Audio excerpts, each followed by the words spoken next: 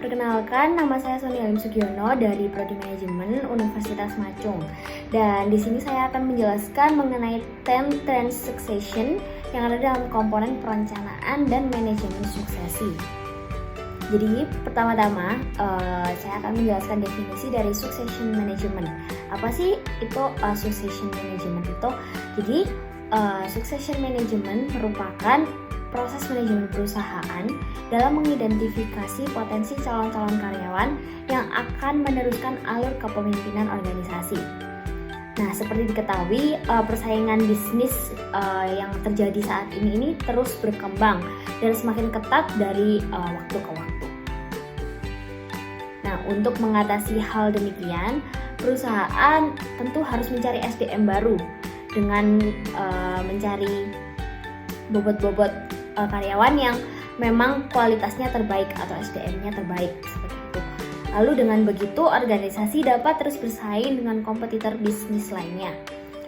Dan juga produktivitas perusahaan pun dapat terus berkembang. Lalu pada intinya suksesi itu merupakan salah satu hal utama atau salah satu hal yang paling penting dan agenda yang sangat penting bagi perusahaan keluarga, karena secara langsung suksesi ini menentukan keberlangsungan perusahaan dalam jangka panjang. Jadi dari satu generasi berikutnya. Oke, selanjutnya kita akan beralih pada satu hal yang memang merupakan fokus pembahasan dalam video ini, yaitu terdapat 10 tren pada manajemen suksesi.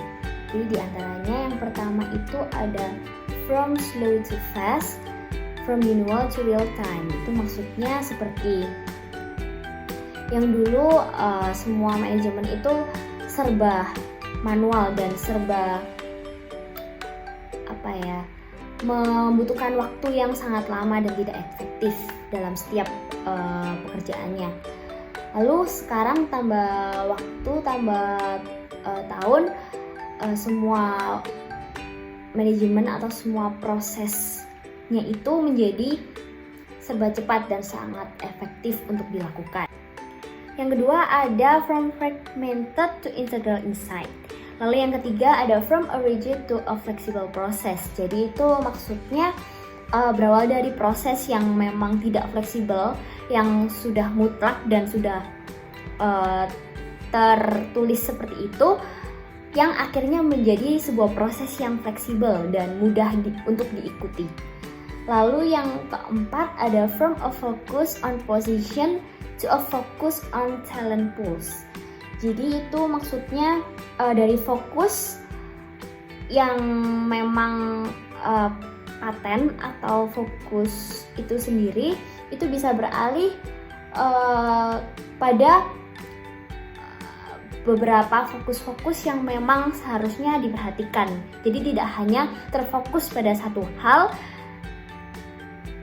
dan yang lebih baiknya itu harus mempedulikan beberapa komponen yang memang itu juga penting untuk difokuskan seperti itu. Lalu yang kelima ada from secret to transparent.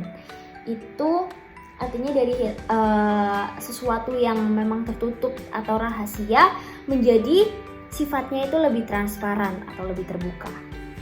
Lalu selanjutnya ada to an increase in employee involvement. Itu artinya jadi untuk peningkatan proses manajemennya ini harus melibatkan semua karyawannya atau semua SDM-nya.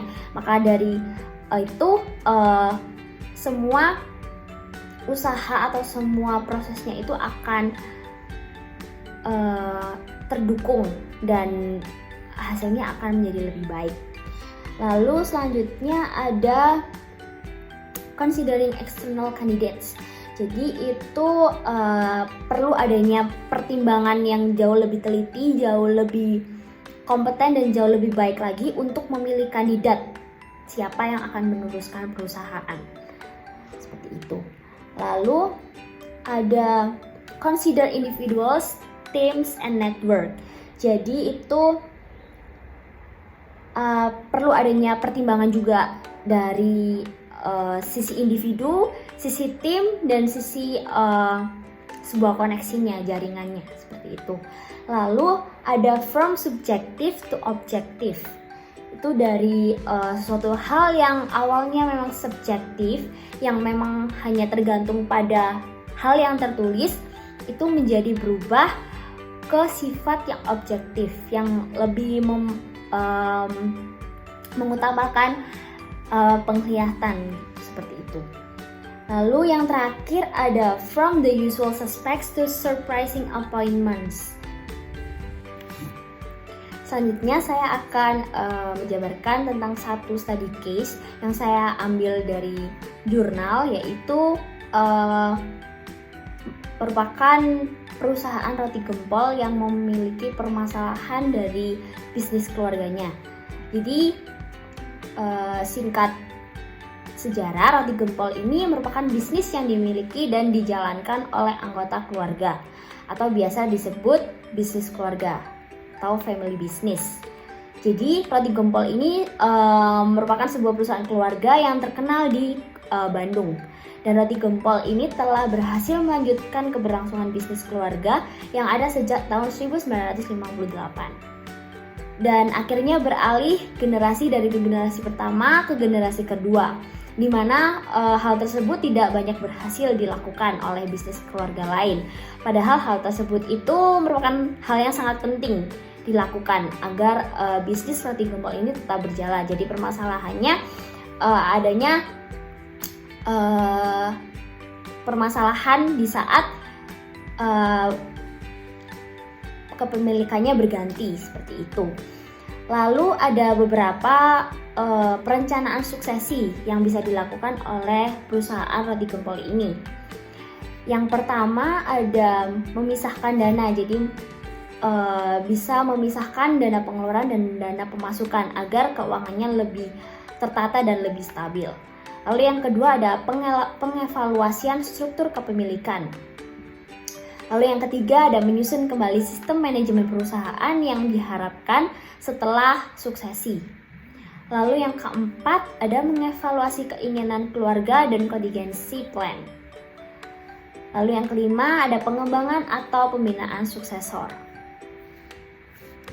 Lalu selanjutnya ada rekrutasi dan pelatihan secara sistematik suksesor yang potensial. Jadi di sini perusahaan roti gempol diharapkan bisa mencari sumber daya manusia yang lebih berbobot dan lebih bisa menghandle perusahaannya agar tidak ada permasalahan kembali seperti itu. Lalu yang selanjutnya itu diharapkan melakukan aktivitas team building dari keluarga. Dan yang selanjutnya ada membentuk dan menempatkan suksesor pada tempat pimpinan tertinggi di perusahaan. Dan yang terakhir yaitu memberikan dukungan emosional untuk wirausaha atau pendiri setelah turun jabatan. Oke, selanjutnya saya akan menjabarkan tentang penerapan yang bisa dilakukan di dunia nyata, yaitu cara menerapkan succession management. Nah, agar manajemen suksesi dapat terlaksana dengan baik, perusahaan bisa menerapkan dengan cara-cara sebagai berikut. Jadi yang pertama itu ada identifikasi tujuan perusahaan. Nah, di sini tujuan perusahaan itu sangat penting dan tujuan ini merupakan fondasi untuk manajemen suksesi. Nah, dalam masa-masa mendatang itu dipastikan kita harus mempunyai pandangan ke depannya, harus ngapain, harus mencapai apa. Jadi setiap perencanaannya itu harus ada tujuannya, seperti itu.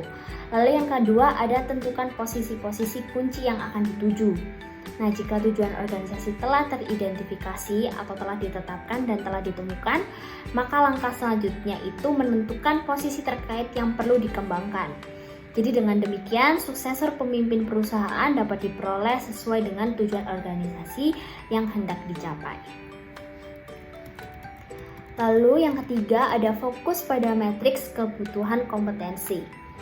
Nah, agar calon pemimpin dapat bekerja dengan sebaik mungkin, maka perlu didukung dengan kompetensi yang sesuai. Jadi organisasi dapat mengadakan program pelatihan kemampuan terkait untuk meningkatkan SDM karyawan. Lalu yang selanjutnya ada evaluasi bench strength. Nah, setelah matriks kompensasi telah diketahui dan tiba saatnya harus ada pengevaluasian kemampuan karyawan. Nah, melalui langkah ini perusahaan dapat menentukan tolak ukur secara layak untuk menuju karyawan yang dibutuhkan. Selain itu, perusahaan dapat mengidentifikasi celah kelemahan kompetensi yang dimiliki, dan dengan demikian operasional organisasi dapat semakin membaik di masa mendatang. Lalu selanjutnya ada bangun pangkalan succession management. Nah, untuk mengoptimalkan manajemen suksesi untuk masa mendatang, perusahaan dapat membuat sebuah pangkalan informasi SDM. Jadi segala informasi kompetensi karyawan dapat dikelola dengan lebih baik dan mudah. Dengan begitu, segala hasil penilaian kemampuan karyawan dapat tersimpan dalam satu sistem atau sistem data. Dan selanjutnya, diharapkan melakukan perencanaan perkembangan dengan selaras. Nah, jika seluruh cara di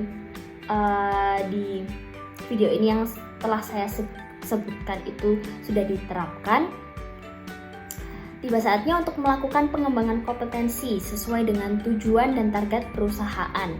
Dan selain itu, organisasi pun dapat melakukan umpan balik atas segala kondisi yang terjadi.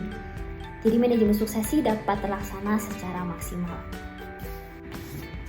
Baik, demikian penjelasan yang bisa saya sampaikan. Terima kasih.